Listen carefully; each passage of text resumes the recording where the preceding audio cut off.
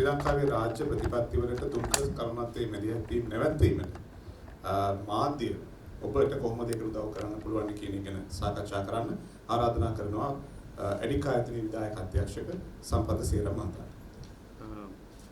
සුබෝදෑසනක් සියලු දෙනාටම ඒ වගේම නැවතත් සියලු දෙනාම ඉතාම ආදරෙන් පිළිගන්න එඩිකා ආයතනයේ යොමු කරලද ආරාධනා පිළි අරගෙන අද අපිත් එක්ක එකතු වීම සම්බන්ධව මේ සියලු විද්වත් කණ්ඩායම් පැවසු විදිහට අද අපි කතා කරන්න යන්නේ සාමාන්‍ය භාණ්ඩයක් ගැන නෙමෙයි.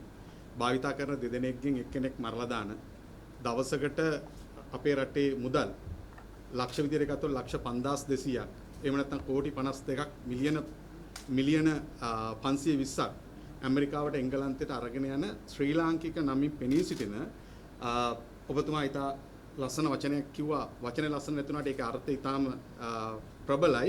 ජනඝාතක කර්මාන්තයක්. ඒතර මේ ජනඝාතක කර්මාන්තය ගැන තමයි අපි මේ කතා කරන්නේ. ඒ ජනඝාතක කර්මාන්තය රටට කරන බලපෑම අවම කරන්න මාධ්‍යවේදීන්ට මොකද්ද කළ හැක්කේ කියන සාකච්ඡාව ගැන කතා කරන්න යන්නේ. මමට තේරෙනවා අපි දාගත්ත ඇජෙන්ඩා එක අනුව අපි ටිකක් පිටිපස්සේ ඉන්නේ. හින්දා මම ඉතා වේගෙන් මගේ ප්‍රසන්ටේෂන් එක ඉවර කරනවා. ඉතින් ඒකෙදී විශේෂයෙන් මේ අපිට කොහොමද උදව් කරන්න පුළුවන් කියන ඔබ දැනටමත් උදව් කරලා ඉවරයි. ඒ උදව් කරපු නිසා තමයි අපි ලෝකයේ දුම්මැටි භාවිතය අවමමින් යන රටවල් අතර අපි ප්‍රමුඛයෙක් බවට පත් වෙලා ඉන්නේ. අපි ලෝකෙ කොහේ ගියත් මොන රටකට ගියත් ලංකාවේ ටොබැකෝ ප්‍රෙවලන්ස් වල තියෙන අඩුව, ලංකාවේ දුම්කල භාවිතයත් එක්ක තියෙන ප්‍රශ්න වල අඩු වෙන්න මේ මාධ්‍ය සෑහෙන බලපෑමක් ඇති කරලා දෙනවා. අපි තව දුරටත් අර ડોક્ટર සජීව කිව්වා වගේ අපි කොහොමද ප්‍රශස්ත තැනට යන්නේ? ප්‍රශස්ත තැනට යන්න අපිට දැනගන්න ඕන කාරණා කීපයක් තියෙනවා. එකක් තමයි මේ ඵලදායි ප්‍රතිපත්ති වැළැක්වීමට කරන ප්‍රධාන උපක්‍රම මොනවද කියන්නේ. ඒ උපක්‍රම වල පළවෙනි එක තමයි හරි. පළවෙනි උපක්‍රමය තමයි මේ ඒවා අව탁සේරුවට ලක් කරනවා. අනිත් එක තමයි ඒවා ඩිලේ කරනවා. අනිත් එක තමයි මේවා ස්ටොප් කරනවා. එතකොට මේ කාරණා තුන තමයි දුම්කල සමාගම් පාවිච්චි කරන්නේ.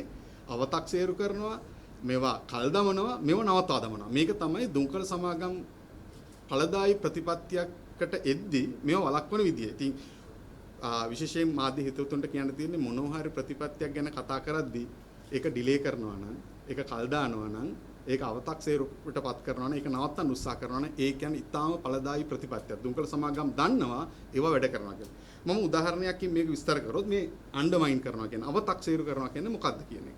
දැන් සාමාන්‍යයෙන් ওই ටිකම අපි බලාගෙන ගියොත් අපි ගත්තොත් අපිට කියපු කාරණයක් තමයි මුල් කාලයේ කියන එක තමයි මේ රූපමය අවවාද දාලා වැඩක් නැහැ. මේ සිගරට් පෙට්ටි වල මේ පින්තූර ගහලා මොනව කරන්නේ? සිගරට් දැන්වීම නවත්තලා මොනව කරන්න? නාට ඇක්ට් එක ගෙනල්ලා මොනව කරන්නද? ඊට පස්සේ සිගරට් මිල වැඩි කරලා බදු වැඩි කරලා මොනව කරන්නද?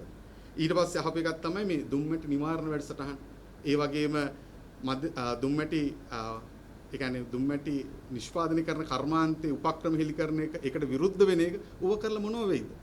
ඒකේ කියපු කතන්දරේ තමයි පිටිපස්සේ තියපු කතන්දරේ. ගමේ ගොඩේ භාෂාවෙන්ම කිව්වොත් එimhe හරි සරලව කිව්වොත් සිගරට් බොන මිනිස්සු ඔය මොනවා කරත් සිගරට් බොනවා. ඉතින් ඌව කරලා මේක විසඳන්න බෑ. හැබැයි විසඳන එක කියන්නෙත් නෑ. හැබැයි අර ડોક્ટર සජීව ඉස්සෙල්ලා පෙන්නුව graph එක මම ආයෙ පෙන්නනවා. මෙන්න ප්‍රතිඵලය.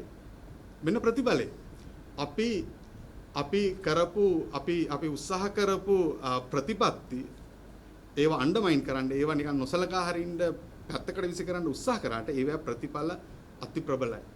මිලියන 4800ක් විතර විකිනිච්ච සිගරට් එක අද මිලියන 1800ට අඩු වෙලා තියෙනවා. 65ක විතර අඩුවීමක්. 95 ඉඳලා බැලුවත් මේ අඩුවීම ඒහා සමානවම තියෙනවා. ඉතින් අපි ඇවිල්ලා ඉන්නේ ඊටාම හොඳ තැනක. එතකොට ඊට පස්සේ එක ගත්තොත් මේ ඩිලේ කිරීම, කල් දැමීමට හොඳම උදාහරණය තමයි මේ විද්‍යාත්මක බදු ප්‍රතිපත්තියක් අපිට පුළුවන් තරම් දිනින් දින කල් දැමීම. ඒක මෙතුමා ඉතා බොහෝම පැහැදිලිව අර අපි කියන්නේ සුපිරිසිදුව කිව්වා. ගත්තොත් මට හිතන්නේ බිලියන 43ක විතර පාඩුවක් කියලා. බිලියන 43ක් කියන්නේ මොකද්ද? මං හිතන්නේ අපේ හයිවේ එක කටුනායක කොළඹ හයිවේ එකට ගිය බිලියන 23ක් විතර මුදල. එතකොට දක්ෂිණ අධිවේගී මාර්ගයට ගිය බිලියන 100ක් විතර මුදලක්. මාගම්පුර වරායට ගිය බිලියන 99ක විතර මුදලක්. අද දවසේ මේ ඩිලේ එක හින්දා බිලියන 43ක් විතර අපිට අහිමි වෙනවා අවුරුද්දකට. ඒ අවුරුද්දේ මුදල අපි තියාගත්තා නම් අපිට චීනෙන් ණය ගන්න දෙයක් නැහැ. මේ අපේ අලුත් හයිවේ එක හදන්න නුවරට. එතකොට මේ අති දැවැන්ත මුදලක් මේ ඩිලේ කරන එකකින් රයිට් මේවා කල් දමන එකකින් වෙනවා. ඉතින් ඒකේ උදාහරණ කීපයක් තියෙනවා මම මේ වැඩ ගැන කතා කරන්න යන්නේ නැහැ. අර මේ කියපු ප්‍රස්තාවනයයි තියෙන්නේ. මේක ගැන කියන්න වචනයක් විනාඩි 2කින් දැන් මේ අවුරුද්දේ මුල එහෙම නැත්නම් ගිය අවුරුද්දේ අග අපේ ටැක්ස් එක වැඩි වුණා එක්සයිස් ටැක්ස් එක 106කින්. ඒ වෙලාවේ අර කියන වෙළඳපොලේ වැඩිම අලෙවි වෙච්ච සිගරට් එකේ මිල වැඩි වුණා රුපියල් 10යි. හැබැයි ඒකේ එක්සයිස් ටැක්ස් එක වැඩි වුණේ 150කට විතර ආසන්න මුදල් ප්‍රමාණයකින්. ඊටු මුදල් ප්‍රමාණයෙම දුම්කල සමාගමේ ලාභ බවට පත් වුණා. ඒ ලාභ බවට පත් වීම අපේ ගණන් කිරීම අනුව බිලියන 7ක්. එතකොට බිලියන 7ක් මිලියන 7000ක් විතර ප්‍රමාණයක් දුම්කල සමාගමේ ලාභයක් අනිසි ලාභයක් බවට පත් වුණා. ඒ ලාභේ ආයි අර මේ කතා කරපු ඔබේ මගේ දරුවව සිගරට් බොන්නේ බවට පත්කරනද පාවිච්චි කරනවායි මුදල. එහෙම නැත්නම් අද දවසේ සිගරට් වලින් නිදහස් වෙන්න ඉන්න මිනිසුන් තවදුරටත් මේකේ රඳවා තබා ගන්න විවිධ විවිධ උපක්‍රම ගෙනියනවා මේ සමාගම. එතකොට එතනින් එහාට ආවොත් එහෙම මේ ඊතුරු කතන්දරේ මේ කියන්නේ අපිට මේක දිහා පොඩ්ඩක් බැලුවොත් චුට්ටක් තේරෙනවා මොකද්ද වෙලා තියෙන්නේ කියන එක. සිගරට් අලෙවි අඩු වෙනවා. දුම්කල සමාගමේ ලාභය 100ට මම හිතන්නේ 300කට වැඩි ප්‍රමාණයකින් වැඩි වෙනවා. ඔය රෝස පාටින් පේන්නේ, තැඹිලි පාටින් පේන්නේ දුම්කල සමාගමේ ලාභයේ වැඩිවීම. එතකොට භාණ්ඩයේ අලෙවි අඩු වෙනවා. දුම්කල සමාගමේ ලාභය දිනෙන් දින වැඩි වෙනවා. මේ ඒ කාලවල වල හිටපු මුදල් අමාත්‍යවරුන්ගේ මුහුණවල් තියෙන්නේ. අලුත් මුදල් අමාත්‍යතුමාගේ මුහුණත් මේකේ තියෙනවා. එතකොට මේ මුදල් ඇමතිතුමා මේ තීරණය ගන්නවා කියලා අපිට කියන්න බෑ. හැබැයි මේ තීරණය ගේන්න මුදල් අමාත්‍යාංශයේ ඉන්න නිලධාරීන් මේකට වග කියන්න ඕනේ. එතුමන් දෙන උපදෙස් එතුමියන්ලා දෙන උපදෙස් මත තමයි මුදල් ඇමතිතුමා කටයුතු කරන්නේ. ඉතින් ඒ හින්දා විශේෂයෙන් අපි නාට චෙයාමන්ට අලුත් සභාපතිතුමාට අපි බොහොම කරුණාවෙන් ඉල්ලා සිටින්නේ මේවා වෙනස් කරන්න කටයුතු කරමු. කරලා අපේ රටට එන්න තියෙන මුදල් ඇමරිකානු බ්‍රිතාන්‍ය සමාගමක ආදායමක් බවට පත් නොකර අපේ රටේ මිනිස්සුන්ගේ බොහොම අමාරුවෙන් උපයන සල්ලි තමයි ඒගොල්ලන්ගේ ලාභ බවට පත් වෙන්නේ. ඊළඟ එක ගත්තොත් එහෙම මේ බ්ලොක් කිරීම. බ්ලොක් කිරීමකට හොඳම උදාහරණය තමයි අපි හැමෝම දන්නවා මේ අධ්‍යාපන ආයතනයේ ඉඳලා මීටර් 100ක් ඇතුළත සිගරට් අලෙවිය තහනම් කරනවා කියන කාරණේ ආවා. දුම්කල නිෂ්පාදන ආවා. ඒක ආවමයි අපි දන්නේ මොකද උනේ කියලා ඊට පස්සේ. අර මරියානා ආගාදයටත් එහා පැත්තට ගිය වගේ එකක්. එදැන් පස්සේ මොකුත් නැහැ. කවුරුත් දන්නේ නැහැ. අපිනුත් අහනවා ඒකට මොකද උනේ කියලා. අපි තියා ගෙනාපු අයටවත් ඒක හොයාගන්න බැරි වෙන තැනටම මේක බ්ලොක් කරා. ඒක බ්ලොක් කිරීමේ අර වගේ ඉම්පැක්ට් එකක් උන්ට කියන්න බෑ. අපි කරපු ස්ටඩි එකක් තියෙනවා WH එකත් එක්ක දිස්ත්‍රික්ක 7ක කරපු ස්ටඩි එකක්. ඒකෙදි අපි පාසලක ඉඳලා අධ්‍යාපන ආයතනයක ඉඳලා මිනිත්තු 3ක් ඇතුළත කොතරම් දුම්කල නිෂ්පාදන අලෙවි කරන ස්ථාන තියෙනවද කියලා අපි හොයලා බැලුවා.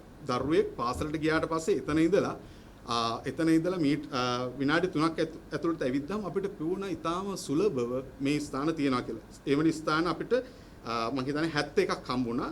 ඒක මොණරාගල 17ක්, හම්බන්තොටින් 16ක්, මන්නාරමින් 10ක්, යාපනයෙන් 6ක් විතර. සමහරලාට ඒ දරුවෙකුට පොතක් පැන්සලක් ගන්න තියෙන ස්ථාන මෙච්චර ප්‍රමාණයක් නෑ. හැබැයි පාසල අවට ඉඳලා මිනිත්තු 3ක් ඇවිදින දුරක් ඇතුළත අපේ දරුවෙකුට සිගරට් එකක් ගන්න, දුම්කල නිෂ්පාදනයක් ගන්න පුළුවන් තැන් ඕන තරම් තියෙනවා. ඉතින් මෙහෙම තමයි මේ දේවල් වෙන්නේ. ඉතින් මේවා වෙනස් කිරීම ගැන තමයි අද අපේ දවසේ සාකච්ඡාව. ඉතින් අවසාන වශයෙන් කියන්න ඕනේ ප්‍රතිපත්ති ගණනාවක් තියෙනවා. මම ඒවා එකින් එක කතා කරන්න යන්නේ නැහැ. ඉතින් රටක් විදිහට අපිට දැන් අවශ්‍ය වෙලා තියෙන මේ ප්‍රතිපත්ති ටික 1-2 විදිහට සිගරට් විකිරණ එක නවත්තන්න ඕනේ. ඊට පස්සේ ටොබැකෝ ෆ්‍රී ජෙනරේෂන් එක ගේන්න ඕනේ 2010න් පස්සේ අවශ්‍ය දෙක. ඒ වගේම විද්‍යාත්මක බදු ප්‍රතිපත්තියක් අපිට අවශ්‍ය වෙනවා. ඒ වගේම මීටර 100 අධ්‍යාපන ආයතනයක ඉඳලා සිගරට් අලවිය මීටර 100ක් ඇතුළත අලවිය තහනම් කිරීමේ කටයුතු වෙන්න ඕනේ. ඊට පස්සේ විද්‍යාත්මකව ඵලදායී මත්ද්‍රව්‍ය නිවාරණ වැඩසටහන. එහෙම නැත්නම් දුම්කල භාවිතය අධෛර්යමත් පත් කරන ජාතික මට්ටමේ අධ්‍යාපනික වැඩසටහනක් අපිට උනේ තාමත් එවැනි නැෂනල් ලෙවල් එකේ වැඩසටහනක් අපිට තාම නැහැ. ඒ වගේම දැනටමත් නීතියෙන් තහනම් කරලා තියෙන විද්‍යුත් සිගරට් අත්අඩංගුවට ගැනීම සහ ඒ අලෙවිකරුවන් නීතියට හමුවට පැමිණ. ඒකට නීති ප්‍රමාණවත් තරම් තියෙනවා දැනටමත්. අපේ නාට ඇක්ට් එක බොහොම පැහැදිලිව e-cigarettes වේප්ස් ඔක්කොම තහනම්. ඒකට නීති තියෙද්දි අද දවසේ මේක බොහොම available වෙලා තියෙනවා. ඉතින් ඒව වෙනස් කරන්න ඕනේ. ඒ වගේම 2019 ඉඳලා 2003 2019 ඉඳලා නාට ඇක්ට් එකට ගෙනල්ලා තියෙන යෝජනා ගණනාවක්. ඒ යෝජනා ඊටාම ප්‍රධාන වශයෙන් ඊටාම ඵලදායී යෝජනා. ඒ යෝජනා ඉතා ඉක්මනින් ක්‍රියාත්මක කරන්න ලැබේවා කියලා ප්‍රාර්ථනා කරන අපේ අලුත් සභාපතිතුමාට. ඉතින් ওই ටික තමයි මට ඇඩික් ආයතන විදියට ඔබ හමුවේ ගෙනල්ලා දක්වන්න තියෙන්නේ. ස්තුතියි.